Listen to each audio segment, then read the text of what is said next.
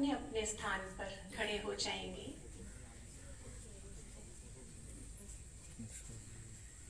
सबसे पहले हम चालन प्रक्रियाएं करेंगे। अपने जो हमारे जॉइंट्स हैं उनको स्टिमुलेट करने के लिए पाँव के बीच में 2 इंच का फासला रखकर कमर पर हाथ रख लेंगे।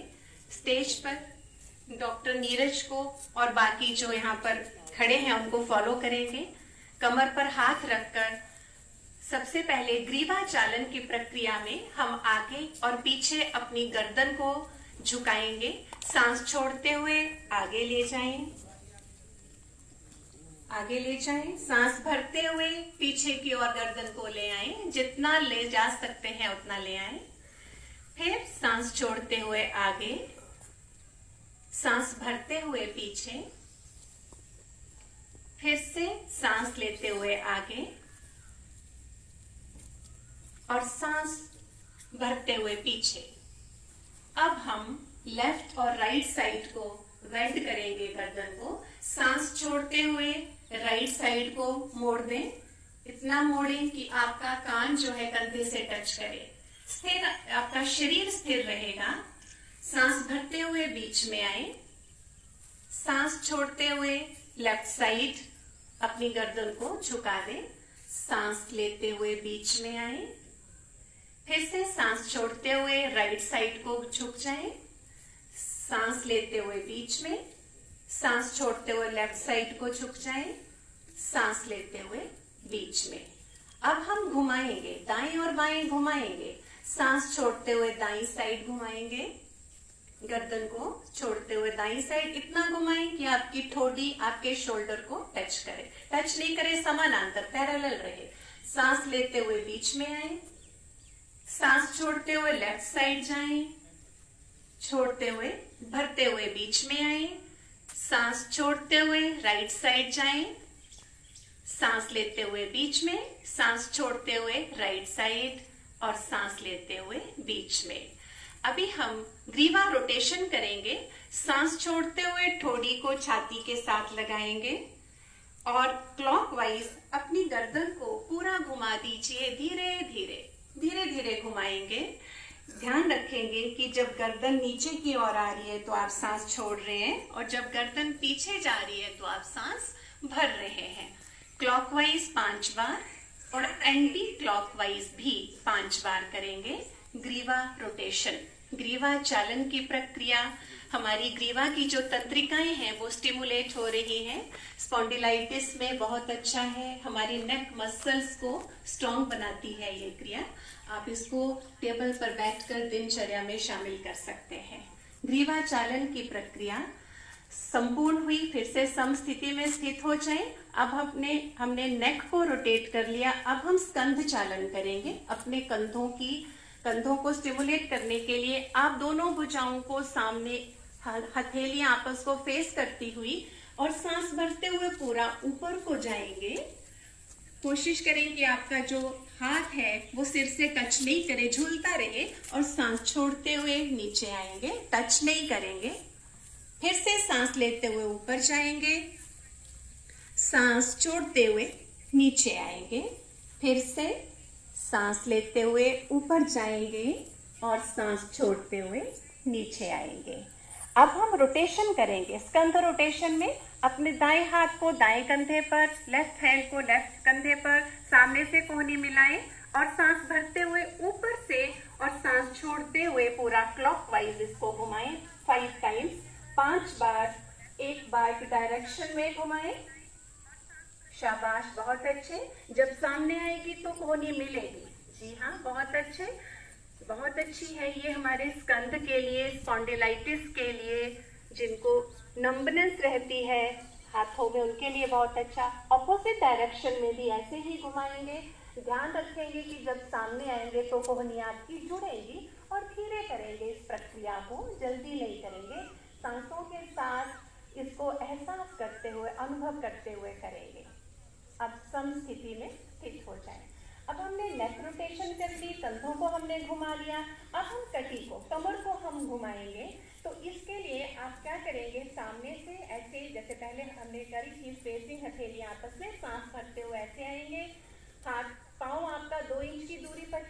जाएंगे। अब राइट साइड को सांस छोड़ते हुए घूम जाएंगे, राइट साइड को सांस छोड़ते हुए घूम जाएंगे। हाँ शाबाश, आपकी कमर हिले और गर्दन को भी पूरा घुमा देंगे। अब सांस लेते हुए बीच में आएंगे, फिर सांस छोड़ते हुए ऑपोजिट डायरेक्शन में घूम जाएंगे, लेफ्ट साइड। बहुत अच्छा, इतना घूमेंगे कि आपका हाथ कंधे को टच करे, दूसरे कंधे को टच करे। जी बहुत अच्छा। सांस लेते हुए बीच में, अब सांस छोड़ते हुए ऑपोजिट डायरेक्शन में, सांस लेते हुए बीच में, सांस छोड़ते हुए ऑपोजिट डायरेक्शन में, सांस लेते हुए बीच में।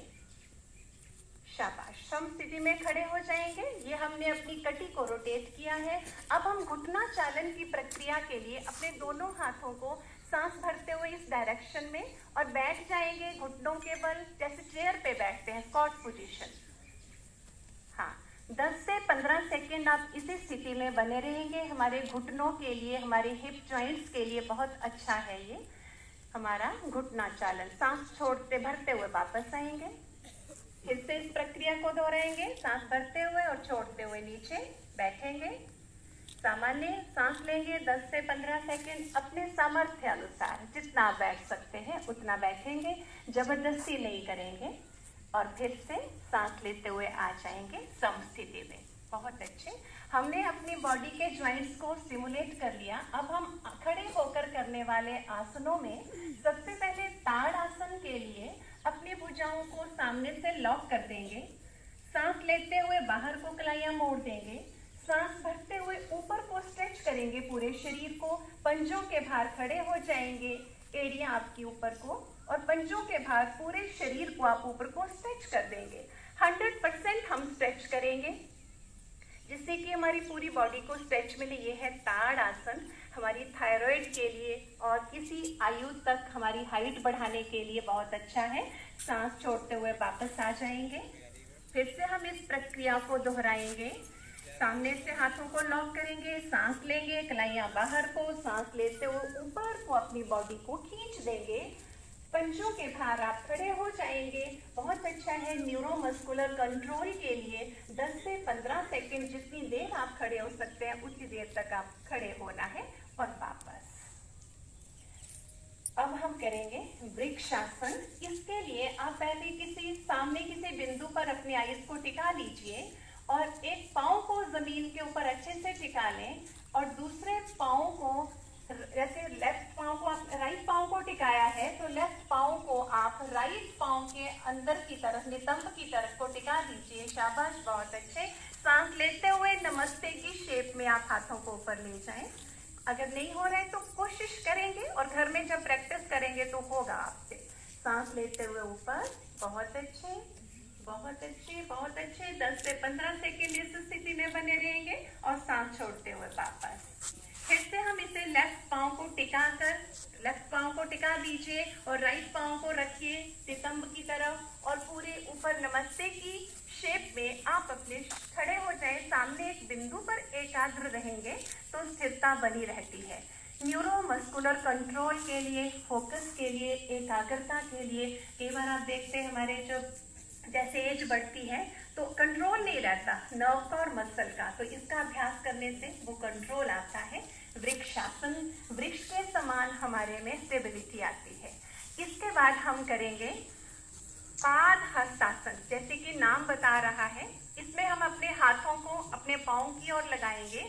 सबसे पहले अपने हाथों को सामने से ऊपर, सिर से ऊपर ले जाते हुए सांस लेते हुए पूरा खींच देंगे अपने शरीर को, कमर से ऊपर खींच देंगे। पूरा खींचकर आप सांस छोड़ते हुए जमीन की ओर अपने हाथ को लगाएंगे, जितना आप लगा सकते हैं। बहुत अच्छे, जमीन की ओर टच करेंगे, घुटने आपके सीधे रहेंगे, घुटने बिल्कुल सीधे रहेंगे। बहुत अच्छे, आपकी कॉन्स्टिपेशन के लिए, कब्ज के लिए, डाइजेशन के लिए और आपकी मेरुदंड को लचीला बनाता है। ये आपके डिप्रेशन के लिए बहुत अच्छा है, आइज के लिए बहुत अच्छा है। सांस लेते हुए वापस, सांस लेते हुए वापस, फिर से वापस आ जाएंगे। इस प्रक्रिया को फिर से दोहराएंगे। सांस लेते हुए ऊपर पूरा बॉडी को स्ट्रेच करेंगे, जितना कर सकते हैं उतना करेंगे। स्ट्रेचिंग बहुत अच्छी होती है शरीर के लिए। और सांस छोड़ते हुए नीचे जमीन को टच करेंगे। बहुत अच्छा। हमारे इंटरनल जो ऑर्गन्स है, एब्डोमिनल ऑर्गन्स की मसाज हो रही है। ब्लड फ्लो हमारे ब्रेन की और आईज की और आईज के लिए बहुत अच्छा है। बहुत ज़्यादा अगर चक्कर आता है और बहुत दर्द है तो नहीं करेंगे। सांस लेते हुए वापस। अब हमने इसकी उल्टी दिशा में आसन करना है। अभी हम फॉरवर्ड बेंडिंग किया, अब हम थोड़ा सा आधा फीट का डिफरेंस रखेंगे पाँव में और दोनों हाथों के सहारे से कमर को पीछे से पकड़ लेंगे। दोनों उंगलियों के सहारे से कमर को पकड़ लेंगे और सांस लेते हुए आप कमर से पीछे की ओर झुक जाएंगे। अर्ध चक्रासन। सांस लेते हुए पीछे को झुकेंगे जितना आप सहज झुक सकते हैं। बहुत अच्छा। हमारी थायराइड के लिए बहुत अच्छा है, हमारी बैकएक के लिए और हमारे लंग्स की जो कैपेबिलिटी है उनको बढ़ाता है। जो लंग्स अगर वीक हो गए हैं किसी कारण से तो उनकी कैपेबिलिटी को ये बढ़ाता है। सांस लेते हुए वापस आ जाएंगे। बहुत अच्छा। अर्ध चक्रासन। 2 से 4 गहरे श्वास लेंगे। 2 से 4 गहरे श्वास। अब हम अपनी टांगों को 2 से 2.5 फीट तक फैला लेंगे। 2 से 2.5 त्रिकोण आसन के लिए 2 से 2.5 फीट हमने अपने पाँव को फैला लेंगे। अगर प्रॉब्लम है, किसी एक पाँव में प्रॉब्लम है तो इसको नहीं करेंगे। फैलाकर आप दोनों टांगों भुजाओं को ऐसे फैलाएंगे और राइट साइड के पाँव को सीधा कर लेंगे और राइट साइड को झुक जाएंगे। राइट साइड के पाँव को सीधा करके झुक जाएंगे राइट साइड को और अपनी आंखों को अपोजिट हाथ की ओर देखेंगे। अपोजिट हाथ की ओर देखेंगे। बहुत अच्छा। त्रिकोण आसन। हमारे शरीर के 3 कोण बन रहे हैं तो आप सोचिए कितनी स्टिमुलेशन हमें मिल रही है। बहुत अधिक अगर सियाटिका की प्रॉब्लम है तो इसको नहीं करेंगे। सांस लेते हुए वापस आएंगे। फिर से अपोजिट राइट साइड को हम अपोजिट साइड को हम झुकेंगे। पूरा आपका जो घुटना आपका मुड़ना नहीं चाहिए इस प्रक्रिया में। जितना आप सीधा रह सकते हैं उतना ही बेंड होए और अपने आंखों से अपोजिट हाथ को देखें। अपोजिट हाथ को देखें। शाबाश। और वापस आ जाएंगे। हमने त्रिकोण आसन से अपनी पूरी बॉडी को स्ट्रॉन्ग बनाया है। अभी हम बैठकर करने वाले आसन करेंगे। आप आराम से बैठ जाएंगे जमीन पर। सामने से टांगों को खोल देंगे। दंड आसन के लिए टांगे सामने को खुली हुई, हथेलियां आपके नितंब के साइड पर लगे हुए, पीठ आपकी सीधी। ये बैठकर किए जाने वाले आसनों की समस्थिति है दंडासन। और इसके बाद हम करेंगे वज्रासन। दोनों पांव को घुटनों से मोड़कर बैठ जाएंगे। आप बैठ जाएंगे, दोनों एड़ियों के ऊपर बैठ जाएंगे। कमर आपकी सीधी, दोनों हाथ आपके घुटनों के ऊपर रहेंगे, कमर सीधी। एकमात्र आसन है जिसको भोजन के उपरांत हम कर सकते हैं। आप देखो, आपके पूरे, आप सुनते रहिए, आंखें बंद रखें।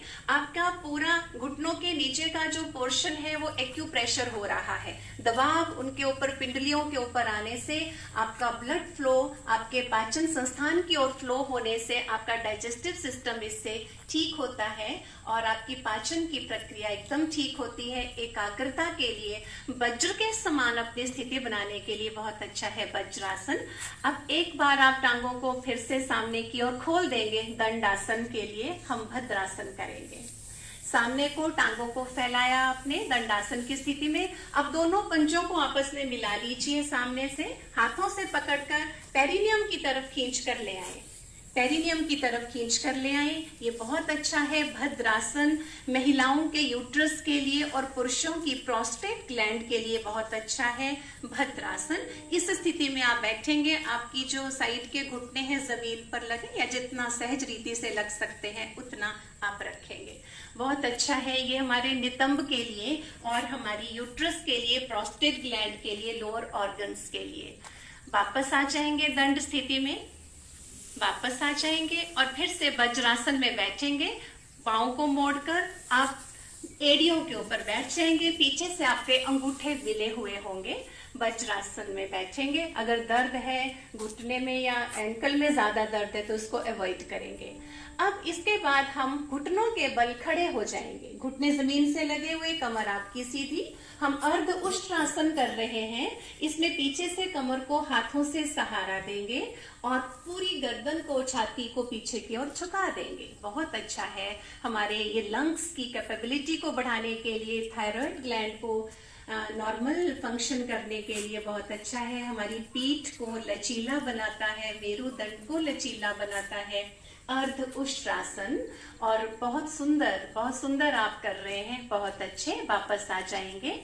अब हम पूर्ण उष्ट्रासन के लिए एक एक हाथ से एड़ी को पकड़ लेंगे पीछे से। पूर्ण उष्ट्रासन पीछे से, हाँ, जिनसे जितना होता है उतना करेंगे, जबरदस्ती नहीं करेंगे। पीछे से एड़ियों को पकड़कर पीछे की ओर बेंड हो जाएंगे। बहुत अच्छा है ये पूर्ण उष्ट्रासन। ये तो अर्ध उष्ट्रासन करें, जिनसे पूर्ण नहीं हो रहा है वो अर्ध उष्ट्रासन करेंगे। पूर्ण उष्ट्रासन बहुत बहुत सुंदर है। कुछ तो बहुत अच्छे कर रहे हैं हमारे CDPO सर, बहुत ही अच्छा कर रहे हैं। सांस लेते हुए वापस आ जाएंगे और फिर से वज्रासन में रेस्ट करेंगे। वज्रासन में रेस्ट करेंगे, आंखें बंद करेंगे, 2 से 4 गहरे श्वास लेंगे। हमने अपने इंटरनल ऑर्गन्स को बहुत अच्छे से एक्सरसाइज करके मसाज दी है। अब हम थोड़ा सा आगे से घुटनों को फैला लेंगे। हम शशांक आसन कर रहे हैं, जैसे खरगोश सरेंडर करता है वैसे शशांक आसन के लिए दोनों हाथों को घुटनों के बीच से स्लाइडिंग पोजीशन में सामने ले आएंगे। स्लाइडिंग पोजीशन में सामने लाकर आप मस्तक को नीचे जमीन पर रख सकते हैं। Surrender position, surrender position. हम परम पिता परमात्मा का धन्यवाद करते हैं।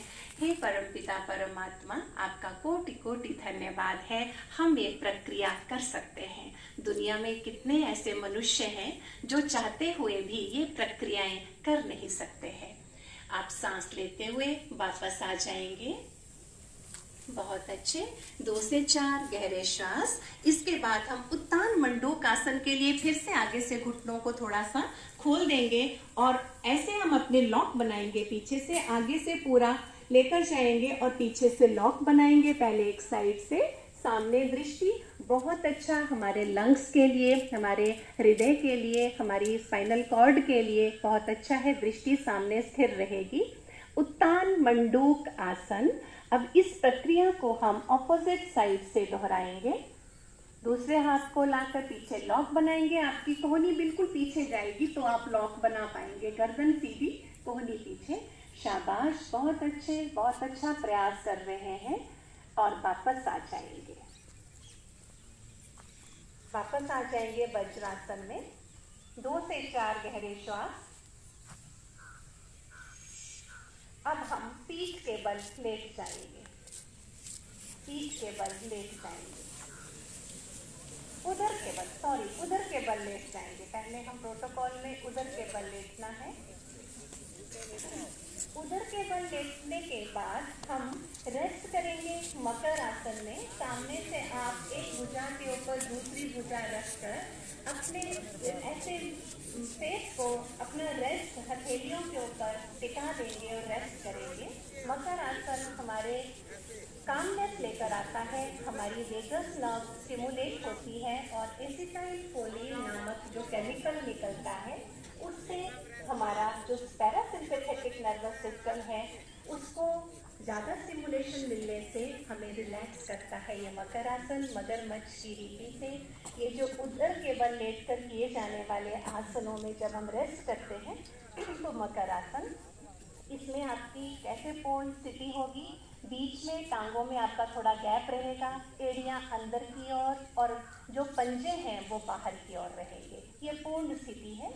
थोड़ा गैप रहेगा पीछे से गैप है, एड़ियाँ अंदर की ओर और पंजे बाहर की ओर। मकर आसन बीच में हम बार बार करते रहेंगे।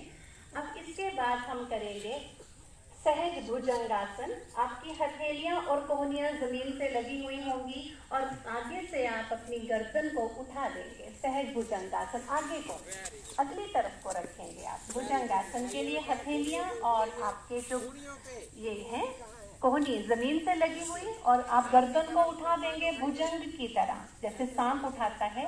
इस स्थिति में आप बने रहेंगे 10 से 15 सेकेंड। हमारी बैक के लिए, हमारी स्पॉन्डिलाइटिस के लिए, थायराइड के लिए, हमारी चेस्ट के लिए बहुत अच्छा है। सांस छोड़ते हुए वापस इसे अब हम पूर्ण करेंगे। अपनी अब सिर्फ हथेलियां लगी रहेंगी। पहले कोहनियां भी थी, अब केवल हथेलियां लगी रहेंगी। छाती को और पूरी गर्दन को ऊपर तक जितना उठा सकते हैं, पीछे को बेंड करेंगे उतना आप उठाएंगे। बहुत अच्छा। पूर्ण भुजंगासन हमारी पीठ के लिए बहुत अच्छा है, शियाटिका के लिए बहुत अच्छा है। हमारा अगर स्टेनोसिस है, हमारी आपकी एमआरआई में स्टेनोसिस की रिपोर्ट आती है जिसको कहते हैं गैप नैरो हो गया है, तो उसके लिए बहुत अच्छा है एक्यूट में। और वापस सांस छोड़ते हुए वापस आ जाएंगे।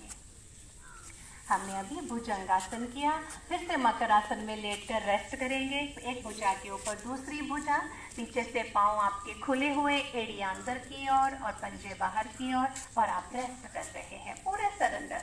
पूरे अपने उसको लेफ्ट साइड को या राइट साइड को अपना माथा छोड़ दीजिए।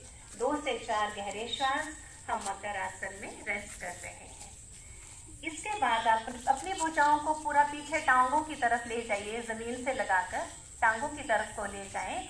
मस्तक जमीन से लगा हुआ, ठोड़ी जमीन से लगी हुई, और पीछे से हम टांगों को उठाएंगे शलभासन के लिए, बिना मोड़े। बहुत अच्छे।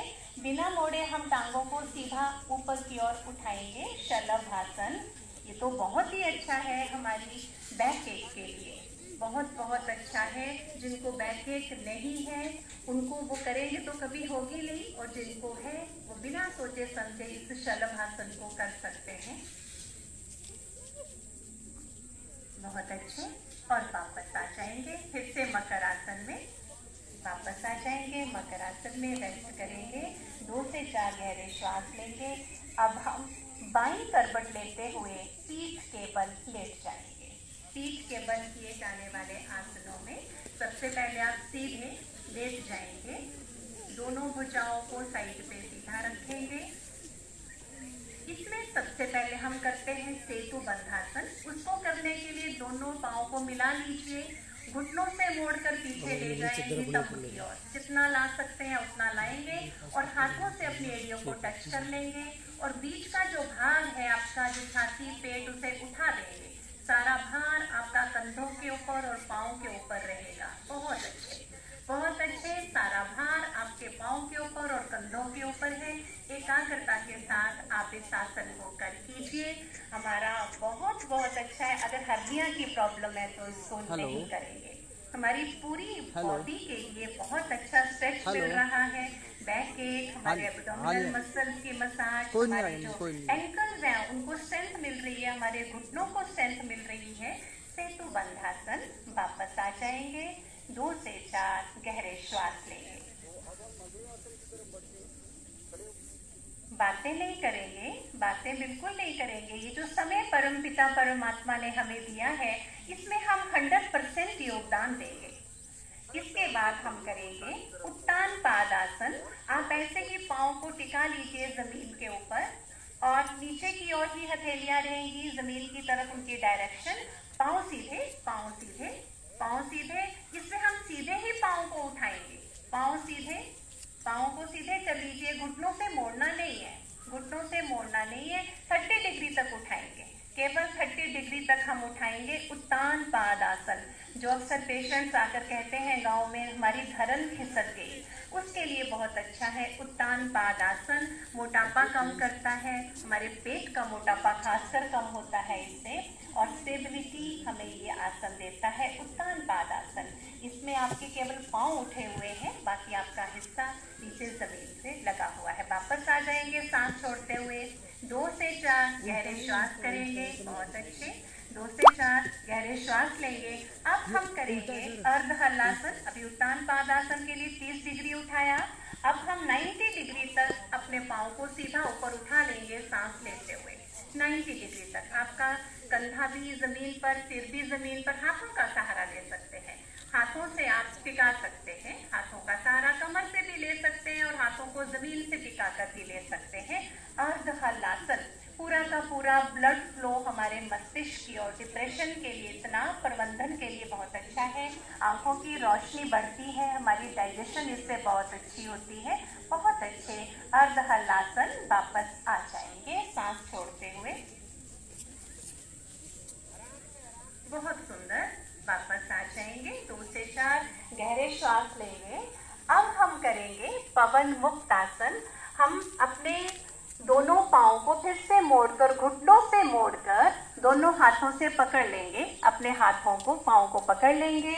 और सांस लेते हुए छाती के साथ छाती की ओर लेकर आएंगे और अपने मस्तक को सांस छोड़ते हुए घुटनों की ओर लेकर आएंगे।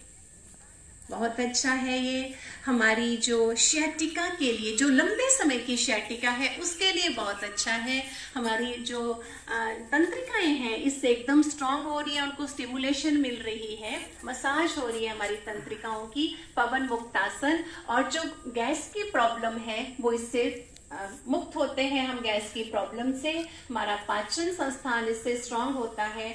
हमारा जो डाइजेशन से संबंधित प्रॉब्लम्स हैं उसके लिए भी बहुत अच्छा है पवन मुक्त आसन।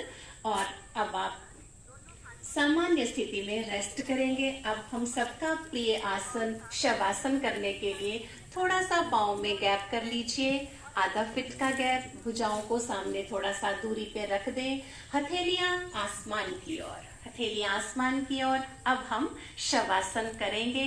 नीचे नीचे जमीन से लगी हुई ही हथेलियों